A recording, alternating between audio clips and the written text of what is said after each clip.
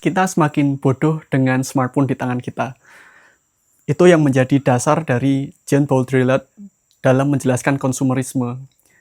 Kita tidak lagi menjadi orang yang semakin pintar dan semakin cerdas, sebaliknya kita semakin bodoh dengan informasi yang kita terima setiap hari.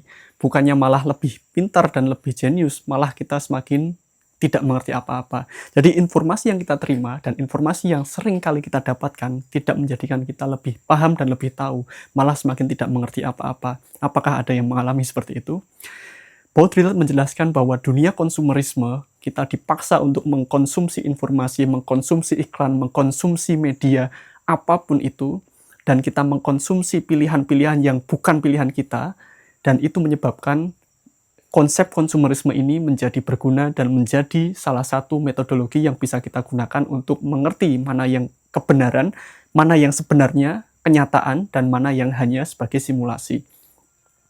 Baudrillard di tahun 2003 sampai 2004 dia menjelaskan tentang bahayanya konsumerisme yang diproduksi oleh media radio waktu itu, kemudian televisi dan juga baliho.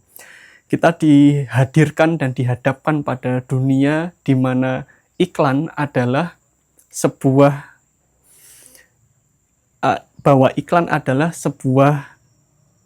kenyataan, sebuah imajinasi, sebuah pengandaian yang menyebabkan orang itu memilih sesuatu bukan berdasarkan kebutuhannya, tetapi berdasarkan iklan, berdasarkan selera dari korporasi.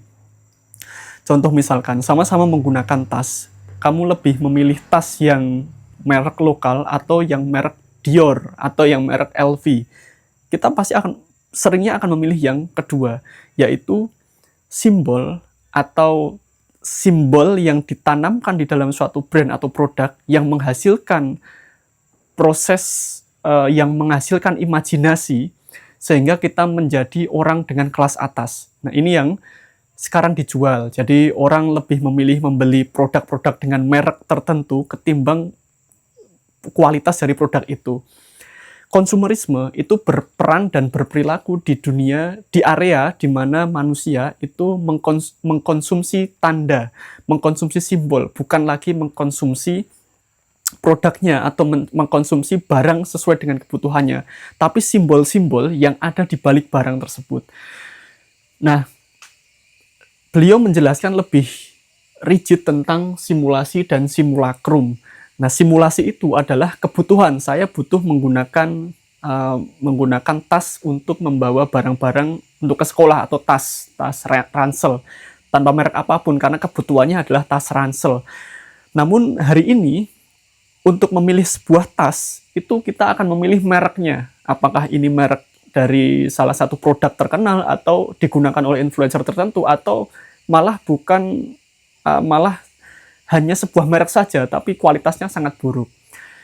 Yang kita konsumsi hari ini adalah simbolnya, bukan lagi kebutuhannya. Nah, ini yang disebut dengan dunia simulakrum atau dunia di mana kita hanya mengkonsumsi simbol-simbol itu, bukan lagi kebutuhan-kebutuhan atas kebutuhan diri kita. Simulasi itu menjelaskan bagaimana kita fokus pada kebutuhan. Jadi yang kita butuhkan apa, yang kamu butuhkan apa, ya itu yang dipenuhi. Bukan lagi simbolnya apa, statusnya apa, dan simbol yang menstatuskan apa, ya kan?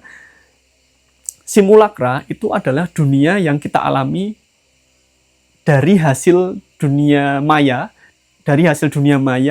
yang kita pahami melalui sosial media. Jadi simbol itu didistribusikan, kan? Orang-orang kelas atas misalkan, yang dianggap kelas atas, adalah orang yang menggunakan mobil merek tertentu, tas merek tertentu, kosmetik merek tertentu, kemudian kosmetik atau barang-barang branded. Nah, ini adalah simbol yang kalau dijual itu harganya bisa 4 kali lipat dari harga asalnya. Tas yang digunakan oleh artis tertentu itu bisa harganya lebih mahal ketimbang tas yang sama tapi digunakan oleh orang biasa. Simbol yang dikonsumsi inilah yang disebut oleh Baudrillard sebagai simulakra. Jadi kita mengkonsumsi simbol bukan lagi mengkonsumsi kenyataan yang sebenarnya atau yang kita butuhkan. Konsumerisme adalah budaya mengkonsumsi. Nah, budaya mengkonsumsi adalah budaya di mana yang kita konsumsi bukan lagi kebutuhannya, kebutuhan primer, tapi sudah masuk ke dalam kebutuhan sekunder atau simbol-simbol yang tadi kita konsumsi. Yang dikonsumsi itu adalah simbol-simbol. Nah, sebenarnya dalam konsumerisme itu ada satu konsep penting, yaitu overload informasi. Mengapa orang itu memilih sesuatu bukan lagi berdasarkan kebutuhannya? Karena kita, karena kamu itu mungkin sudah dipenuhi oleh informasi yang tidak kamu butuhkan tapi harus kamu makan setiap hari. Notifikasi yang ada di smartphone kamu, di layar kamu itu ada berapa ratus kali, sehingga sulit membedakan mana yang benar-benar ajakan untuk membeli dan mana yang hanya iklan, ya kan?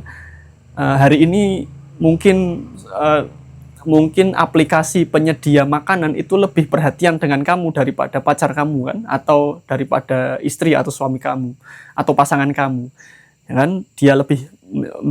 Dia lebih sering mengingatkan makan, dia lebih sering mengingatkan kapan kamu harus jalan-jalan, dia lebih sering merekomendasikan kamu harus pergi ke tempat mana, dan bahkan pasangan kamu tidak pernah menanyakan itu. Sehingga kita akan memilih sosial media itu, aplikasi itu, ketimbang manusia yang nyata. Misalkan yang terbaru ya,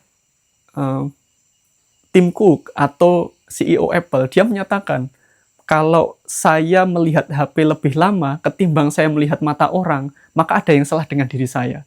Ini sebuah pernyataan sikap yang menurut saya adalah pernyataan sikap bahwa terkadang hari ini kita itu melihat smartphone lebih lama daripada menatap pasangan kita, dan itu sekaligus menyebabkan kita menjadi robot ketimbang kita menjadi manusia.